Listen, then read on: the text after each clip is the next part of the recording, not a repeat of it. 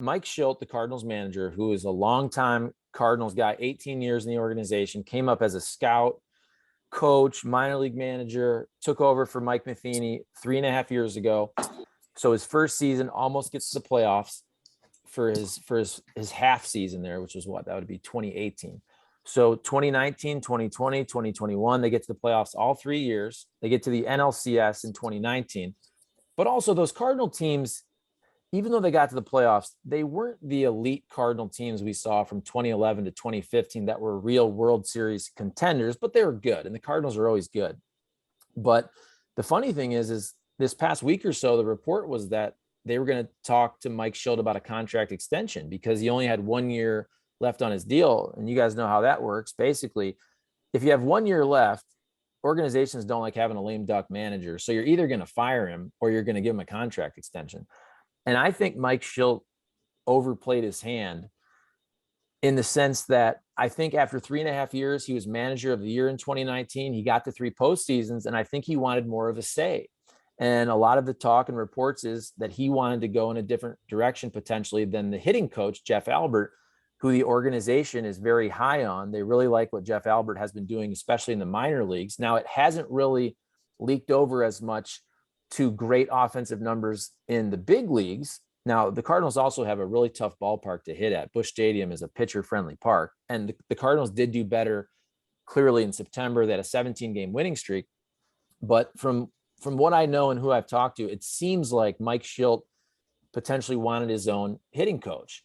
And at that time, the organization, look, John Mozeliak runs the baseball operations department, and he's basically almost like a son of the owner, Bill DeWitt Jr. And if you get on the wrong side of John Mozeliak, or philosophically, this isn't personal, this is business, but if you don't align with how he wants to play baseball, you're probably not going to be around long. And that's why on Thursday, Mike Shildt was fired, which was really stunning, especially with the fact that a week ago, we're talking about a contract extension. And even John Mozeliak said Mike Shildt himself was stunned. They had to do it over the phone because Mike Shildt had gone back to Charlotte where he lives. So I was on the radio live when this happened. It's funny. I was interviewing somebody about Mizzou football, and right in the middle of the interview, I'm like, can this be real? So yeah, this was a huge story in St. Louis and across baseball the last couple of days.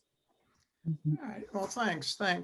All right. So anyone from the audience have a question for Charlie? Stan, I'll start with you. Okay.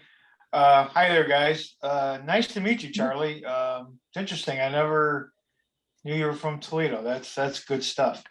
I read in The Athletic regarding this whole Cardinal manager thing that the Cardinals had a group meeting of coaches and front office people without Shildt even being part of that meeting. I found that was kind of interesting. That is it that front office runs the ball club kind of mentality? Is that what you see over there in St. Louis, or anything to add to that? Yeah, thank you, Stan. So you're talking about just this past week they had a meeting, right? Yeah. Yes, okay. And you probably read Katie Wu as the Cardinals beat writer for The Athletic. She does a really good job. It's her first year.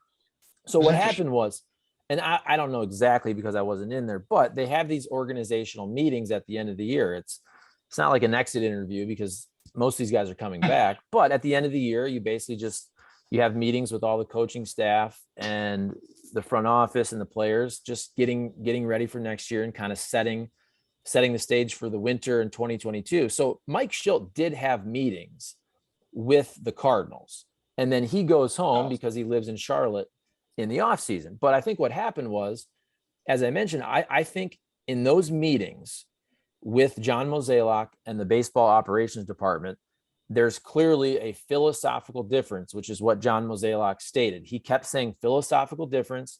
He didn't really get into it. He was asked about the relationship between Jeff Albert and Mike Shildt. Jeff Albert, again, is the hitting coach. And he said that wasn't the sole reason, but that certainly leads you to believe that it was a reason. And I think it was the biggest reason. But yeah, I think what happened was, organizationally, if you're not aligned on the hitting philosophy and the Cardinals are thinking about potentially giving this guy a contract extension, let's say for 3 years, And by the way, the Cardinals doing this, that doesn't mean it was the right move. It doesn't mean it's going to work out. The next 2-3 years, we'll see what happens here. But the Cardinals went one way, and Mike Shildt, I think, will get a job somewhere else. But I think after those meetings, the Cardinals said, look, we really like Jeff Albert. We really like what he's doing, especially in the minor leagues. We like the numbers down there and how this could basically help the Cardinals in the future. The Cardinals are very analytics driven. The owner's very analytics driven. They fired Walt Jocketty, who was a great general manager 14, 15 years ago, to allow John Mozeliak to get the job, because Walt Jocketty was a general manager that traded away a lot of his prospects for more proven players. The Cardinals' business model to sustain success over and over is to have a great farm system. And so I think they just said, hey, why do we want to give a contract extension to a manager whose offensive philosophy does not align with ours? And I think that's what happened. You mentioned. I thought it was interesting. Go ahead, Go ahead. Stan. No, Go I ahead. thought it was interesting too that they had asked MLB to allow them to announce this firing, which normally is a big no-no during the playoffs. And MLB said, sure, go ahead. I'm kind of surprised how quickly they wanted this to get out there. And yet here we are about a week later or so, or a couple of days later, and there's no rumors about who's going to take over or anything. It seemed to be almost an immediate decision. And now they're sitting and waiting. I wondered what came down, if something showed up in his history, or is he friends with John Gruden, or who knows? I found that was kind of strange, the timing and the quickness of it, and yet here they sit. Right. Now, John Mozeliak did say that it was nothing off the field. Mike Shildt has said he'll make a statement on Monday. So maybe we learn more. I don't think he's going to say that much, especially if it's a statement. Now, maybe he does some interviews here moving forward. Now, Major League Baseball doesn't like things like this announced during the playoffs, especially the day of that game, which was the Dodgers-Giants game 5. Now, they did do it early. They did it at about 1:45 Central Time was when they made the announcement and had the press conference there.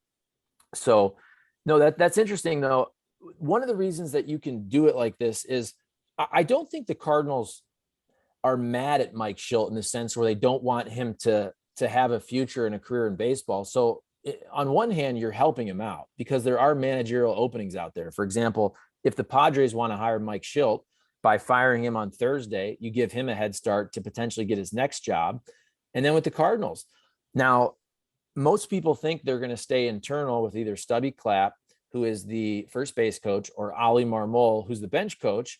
And so if that's the case, finding your next manager is not really that difficult, but there's also hiring practices. You have to interview minority candidates and whatnot. So if there is an external candidate the Cardinals really want, if it's Skip Schumacher, if it's somebody else that we haven't talked about, that's where the Cardinals would also want to get a head start on interviewing their next candidate. So you would want to, once you come to the decision that we're going to fire this guy, you might as well do it as soon as possible to give both parties the best chance to find their next gig. Charlie, you mentioned Jeff Albert, the hitting coach, and his philosophy. Could you tip us off on what his philosophy is? Sure. And he's very data driven.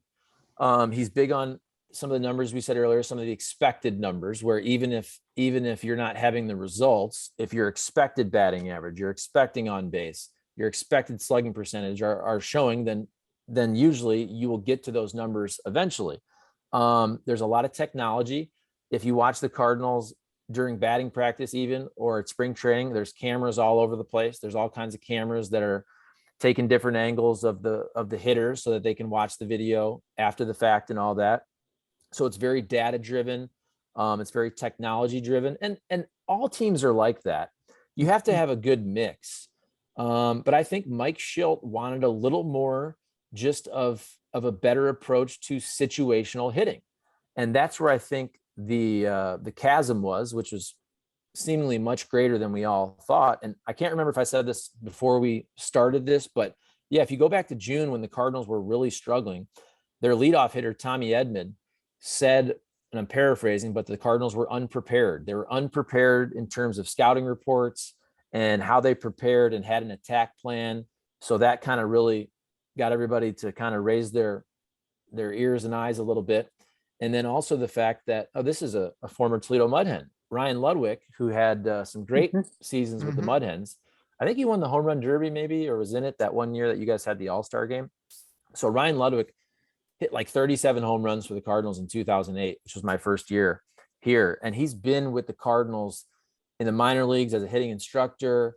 And one of the players basically said he had been talking with Ryan Ludwig about how to get back on track. And that's one of those things where if you're an organization and you have a player say, Tommy Edmonds says we're unprepared, and then another player, Paul DeYoung, says I've been talking with Ryan Ludwig, it doesn't give great confidence to the hitting staff if players are saying that they're unprepared and somebody else is going outside of the major league staff to get advice. So that's kind of, I think, where all of this really started. The Cardinals had a meeting. Mike Shildt said they changed their approach, which makes you wonder, did Mike Shildt go away from Jeff Albert? Did they have more success after that? But also some of the players really liked Jeff Albert. Okay. Paul Goldschmidt, Nolan Arenado. If your best players, your $25, $30 million players like the approach and they want to stay with the hitting coach, that's something else you have to take into account, because managers are much easier to replace. You're not going to replace your guys that have $200 and $300 million contracts. So if they want a certain hitting coach, it's best to go with what the players want also.